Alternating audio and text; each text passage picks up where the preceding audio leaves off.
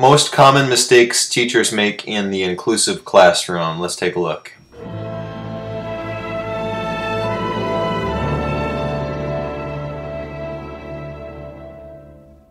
This first website is from Lisa Friedman. It's noodle.com. 4 common mistakes teachers make in the inclusive classroom. Here, her first mistake is inadequate planning. We're going to hear that a lot, I think. We're going to look at 4 articles today with different ideas on what different mistakes are. So inadequate planning, it says, most people will agree there are just not enough hours in the day to do everything you want to, but a successful inclusive classroom demands intentional planning. Committing to this learning approach requires that a teacher devote the necessary time to ensure that each and every class is thoughtfully laid out and includes a backup plan. Basically, I think what this also needs to say is, particularly when you're doing co-teaching or collaborative teaching, you need to you're going to need to talk to the teacher. The special ed teacher and the general ed teacher need to talk. They need to plan, whether it's daily or weekly. They do need to have a plan on who's going to do what and how they're going to be collaborating. So it's not just the special ed teacher or the SEA, special ed assistant, popping in and kind of sitting there, unless that's specifically part of the plan. So, number 2, standardized instruction. When teachers find strategies that work, it's easy to assume that they will continue to be effective over time, but they might need to be tweaked. So that's a mistake, just to not ever tweak or change something. You need to be constantly kind of checking in and seeing, is it still working, is it still going well. Let's move down. Number 3, underestimation of learners. Another huge issue where if you have kids with disabilities in the inclusive classroom, oftentimes people underestimate what they're capable of and don't give them their due opportunity to shine. They don't get called on, or they won't be given challenging expectations that will make them grow. These are huge issues. Oftentimes coming from good intentions, I think. A teacher doesn't want to embarrass the student if they don't know how to do something, but if you don't give the the student an opportunity, you're underestimating what they're capable of. So that's a good one. Number 4, misalignment of words and actions. In other words, if you talk the talk, but do you walk the walk? So you're talking inclusion, you're talking being collaborative, but are you doing that in the class? Are you doing that out of the class? Are you doing that at home? Like birthday parties? Is your own child excluding kids with disabilities because you haven't had that conversation, or because you haven't actively made an effort to make that a priority in your life? Inclusion needs to be all-encompassing, whether you have a disability or not. It needs to be just part of the expectation. So not only talking the talk, but walking the walk for outside of the classroom. Those are the 4 for that. 4 common mistakes for that website. I'm going to go now to this one that says 8 inclusion mistakes even good teachers make. This one, we'll just go a little quicker here. Not devoting enough time to planning, so that's a repeat. We've heard that one before. Forgetting that successful education isn't one size fits all. I think that could be kind of echoing the first website also a little bit. Number 3, not having an inclusive school community despite highly successful special education programs. So it can't just be the special ed teacher pushing. It has to be the school that needs to be interested, needs to be open. People need to be on board and meeting and talking and thinking outside of their own little box. They need to be thinking about including everybody. That's a really good one. Number 4, not using person-first language. I love that. People need to use person-first language. People with disabilities, not disabled people. or people with learning differences, or differently, people who are differently abled. But you put the disability first, then you're going disability first. If you put the person first, you're going person first. I should make a note of that to have a separate video. So number 5, underestimating a student. We heard that one again, a repeat, and that's important. Number 6, not practicing what you preach. We've heard that. Walking the walk, not just talking the talk, walking the walk. Number 7, and this is a new one, going it alone. No, you need to do it as a team. Again, collaborative teaching is research is pointing in the direction of collaborative teaching being more effective, rather than just having the special ed teacher sitting in the class. You need to communicate. You need to plan together. Those are huge. 8, reinventing the wheel. You don't need to do that. That's wasting your own time. You don't need to create your own materials. There are materials out there. You might need to tweak something. Maybe you're really good at creating something fine, using the board maker, or using just a simple Microsoft Word or whatever. But probably something already exists that you can use. You need to talk to other teachers about it. Go observe a classroom, see what other people are doing. You'll be amazed at how many good ideas are out there. It's another good idea for a video, talking about observing classes. I learned a lot observing other teachers. So here's another website.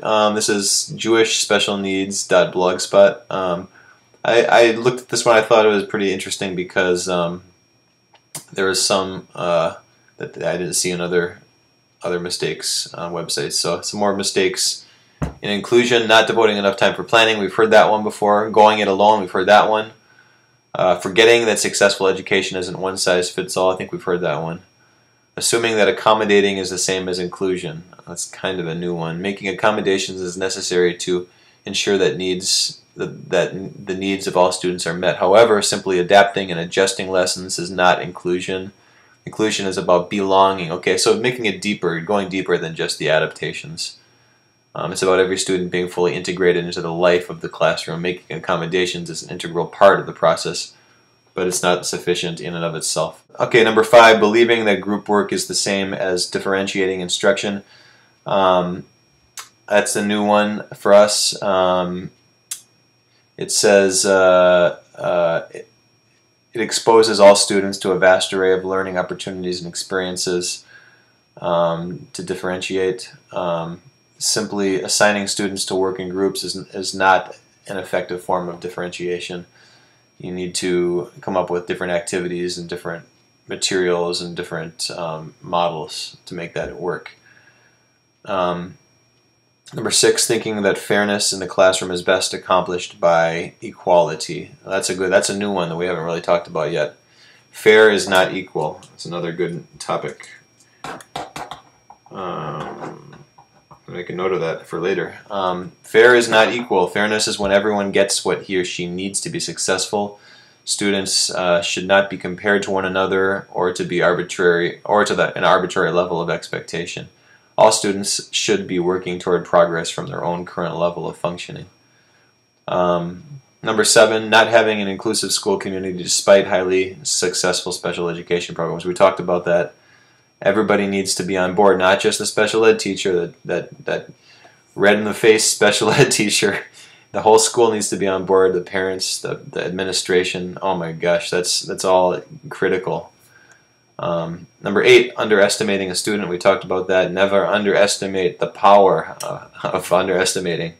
You're gonna miss out. You're gonna miss out on letting people shine. You know, maybe kids know how to read. You don't think they know how to read? Maybe they do. Maybe they can read a little bit. Maybe they just need a little extra time, or maybe a shorter passage. But let them read out loud. Maybe that they're able to do that. Number 9, not practicing what you preach. We've heard that one before. You gotta walk the walk. Gotta walk the walk. Number 10, reinventing the wheel. We heard that one. Don't reinvent the wheel unless you have to. All right. but you probably don't have to. Okay. Here's the last website we're going to go over. The Inclusive Class, Tips and Strategies from a Classroom Teacher to Help You Teach All Learners. Here's 10 mistakes you don't want to make in the inclusive class. And then the girl screaming like Macaulay Culkin here. And this is from Nicole Eridix. I think I've come to her inclusion website before. Let's go through these quick. Number 1, don't put students with special needs at the back. Thank you. I love that one. Don't put them at the back. You always know that you're in a backwards classroom when the kids with special needs are sitting in the back of the room, away from everything else, or at their own separate little table. They need to be integrated and included into the fray. They need to be up close and personal, so they can see, so they can hear, so they are part of the group.